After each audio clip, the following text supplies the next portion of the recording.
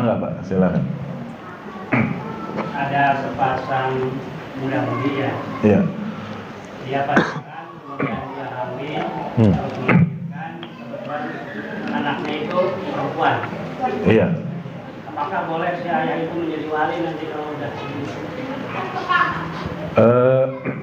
Jadi menikahkannya pas saat dia masih hamil atau sudah melahirkan? Kalau di Kuningan ya biasanya orang hamil itu nikah biasa. Iya.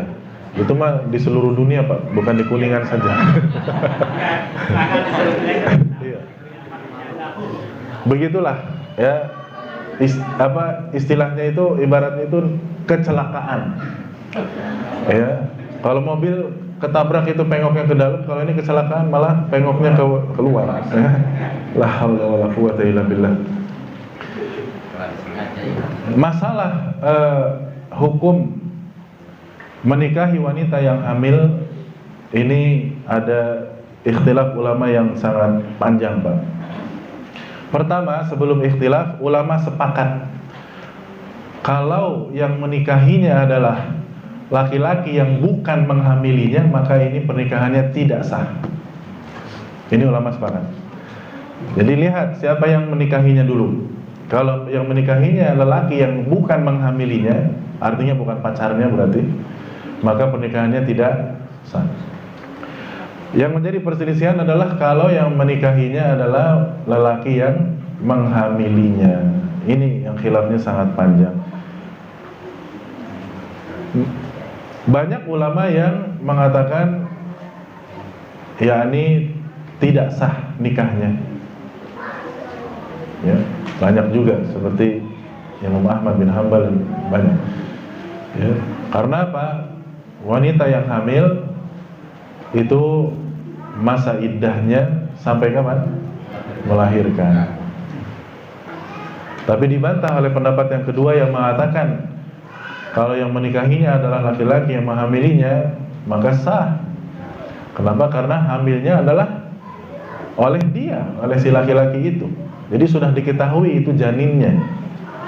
Maka ibarat wanita hamil ya, yang bukan karena pernikahan yang asli lalu dinikahi oleh laki-laki yang memang haram ketika dia itu pada saat itu, tapi menikahnya ini tidak ada kaitannya dengan janinnya itu, maka sah.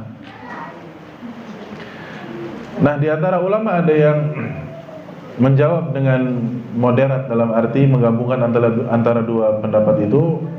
Sebaiknya dilihat kondisi masyarakat yang terjadi di masa itu dan di mana terjadinya. Kalau memang di situ banyak sekali kasus pacaran sampai hamil, maka sebaiknya gunakan pendapat ulama yang mengatakan tidak sah. Kenapa? Demi apa? Demi menjaga dan demi supaya tidak menggampang-gampangkan masalah ini. Karena kalau kita ambil di negeri kita pendapat sah-sah saja, ya, karena yang menikahinya adalah pacarnya yang apa? Menghamilnya, ini akan semakin banyak, ya, dan terjadi begitu, terjadi, ya. Adapun kalau fatwa Lajnah Daimah yang di Saudi, ya, fatwa kebanyakan ulama Arab Saudi sana mengatakan tidak sah, tidak sah. Ya berarti nanti setelah melahirkan pernikahannya harus diapakan? Harus diulangi. Harus diulangi, karena kalau tidak berarti dia zina seumur hidup. Nauzubillahi. Dan ini banyak di negeri kita ini seperti ini. Banyak sekali. Ya. Jadi mau ambil pendapat yang mana ya? Ya. Ya itu tadi, sebaiknya kalau di negeri yang di situ banyak sekali memudah-mudahkan pacaran, ya, kita ambil pendapat ulama yang mengatakan tidak sah nikahnya. Karena apa? Supaya tidak diapakan? Tidak digampang-gampangkan, supaya tidak diremeh-remehkan ini masalah. Iya. Dan ulama yang mengatakan sah itu kalau memang masa lalunya dia betul-betul nggak tahu dan sudah beranak pinak, sudah punya cucu bahkan. Ini kan repot ini. Maka kita katakan ya sudah, selama yang menikahinya adalah lelaki yang menghamilinya, ya sudah, banyak-banyak istighfar saja. Banyak-banyak apa? Istighfar. Dan semoga tidak dianggap zina seumur hidup. Jelas apa ya, insyaallah. Ya.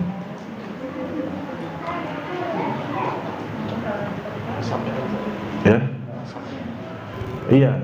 Nasabnya, ini pertanyaan berikutnya lagi nih ya. Ya berarti dia anak hasil zina, tidak boleh dinasabkan kepada ayahnya, walaupun ayahnya itu memang. Tapi permasalahannya dia menikahinya setelah apa? Setelah hamil. Berarti ketika melahirkan, ya, yang anak yang hasil zinanya saja ya, ini tidak boleh dinasabkan kepada si ayah, hanya boleh dinasabkan kepada ibu.